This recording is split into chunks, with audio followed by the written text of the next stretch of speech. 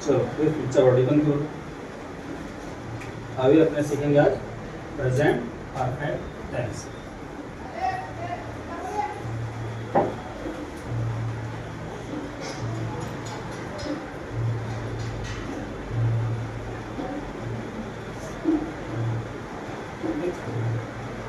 Present perfect tense का मतलब क्या हुआ? जैसे परफेक्ट का मतलब होता है पूर्ण, है ना। पूर्ण यानी अगर किसी कार्य को आप कर रहे हैं और वो पूर्ण हो गया, है ना, तो आप कह सकते हैं परफेक्ट है ना। परफेक्ट का मतलब हमेशा के लिए पूर्ण होता है। अभी अपने पास जब वर्तमान समय में कोई कार्य पूर्ण हुआ हो तो कैसे पहचानेंगे? जैसे इस टेंस में अगर कोई वाक्य है तो उसको पहचान का नियम है ना। पहचान का क्या नियम होगा? किसी वाक्य के अंत में चुका है,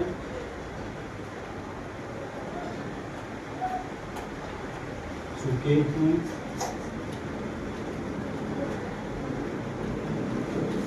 चुकी है,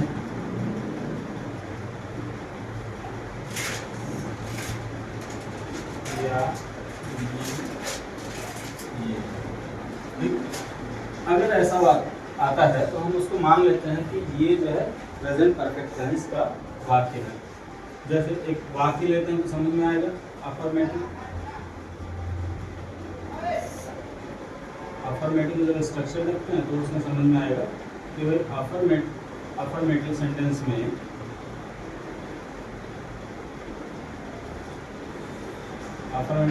में जो उसका सेंटेक्स है वो क्या होता है कि इसके अंदर आपको सबसे ज़्यादा जो जरूरत पड़ेगा वो हेल्पिंग वर्ब इंग्लिश मीडियम के लिए क्या होगा? हैज़ या हैव। बराबर। यहाँ पर वर्ब का हमेशा थर्ड फॉर्म यूज होगा। कभी भी वर्ब का क्या होगा? थर्ड फॉर्म यूज होगा। फॉर्मूला क्या बनेगा? पहले सब्जेक्ट, उसके बाद हैज़ या हैव, फिर उसके बाद VP, फिर ऑब्जेक्ट। ठीक है। एक एग्जाम्पल देखते हैं।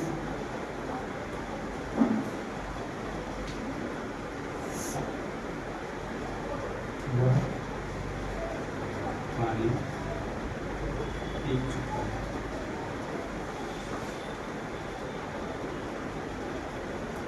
वह पानी पी चुका है।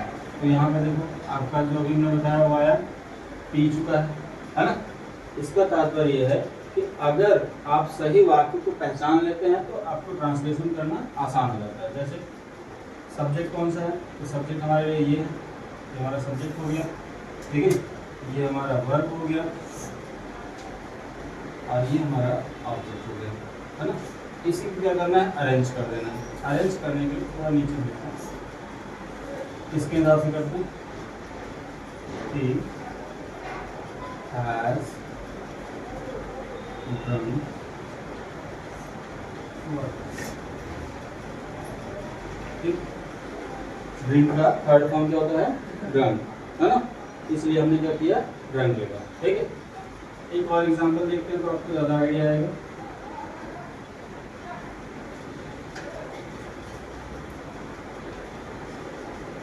रमेश अपना काम कर चुका है।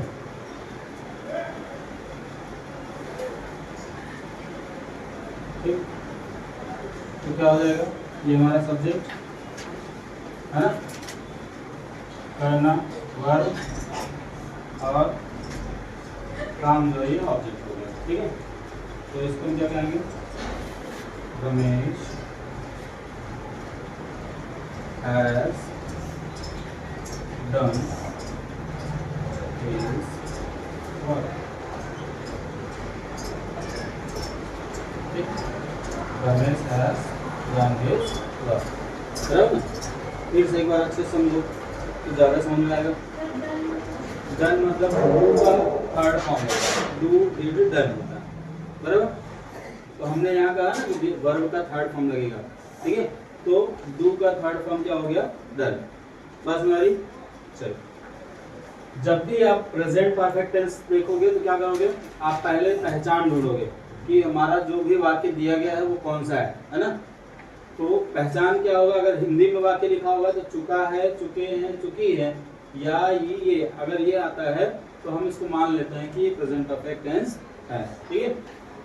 अफर्मेटिव जब भी बनाइएगा तो अफर्मेटिव बनाने से पहले आपको ध्यान रखना है कि आपका हेल्पिंग वर्ब कौन सा लगेगा, हैज या हैड। हैज किसके साथ लगेगा, सिंगुलर के साथ। हैव किसके साथ लगेगा, प्लूरल के साथ। बस हमारी हमने दो इसलिए रखा होगा तो आपको ध्यान रहे, ये किसके साथ होगा, सिंगुलर के साथ, और ये किसके साथ होगा, प्लूरल के साथ। ठीक है। और वर्ब का हमेशा क्या लगेगा, थर्ड फॉर्म। ठीक है, वर्ब का थर्ड फॉर्म। तो जब भी अफर्मेटिव सेंटेंस बनाइएगा तो क्या होगा, सेंटेंस में सब्जेक्ट प्लस हैज है प्लस वर्ब का थर्ड फॉर्म प्लस ऑब्जेक्ट। ठीक। उदाहरण देख लीजिए, जैसे वह पानी पी चुका है ना, तो अब आपको पहले पहचानना पड़ेगा सेंटेंस में हमारे पास वर्ब, सब्जेक्ट, वर्ब और ऑब्जेक्ट कौन कौन सा है ना। तो अगर सेंटेंस में अच्छी तरह से पहचान लिया तो आसानी से ट्रांसलेशन कर देते हैं, क्योंकि फ्रेम हमारे पास ऑलरेडी पड़ा हुआ है। ठीक है, और इसी फ्रेम पे काम करना है।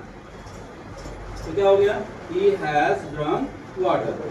दूसरे में रमेश अपना काम कर चुका। अब यहाँ पर हमने प्रोनाउंस यूज किया था, यहाँ पर हमने नाउन यूज किया। किसी भी व्यक्ति, वस्तु, स्थान का नाम होगा तो क्या बोलेंगे, नाउन, है ना। तो हमने इसलिए जिन किया जिससे आपको पता लगे। अभी अगर मैं प्लूरल का ले लूँ तो आपको समझ में आ गया कि वहाँ हैव लगेगा। जैसे हाँ, वही मैं बताने की कोशिश कर रहा हूँ। जैसे एक तीसरा एग्जाम्पल लेता हूँ, हम किताब पढ़ चुके हैं, हम किताब पढ़ चुके हैं, है ना। तो क्या हो जाएगा, वी हैव रीड।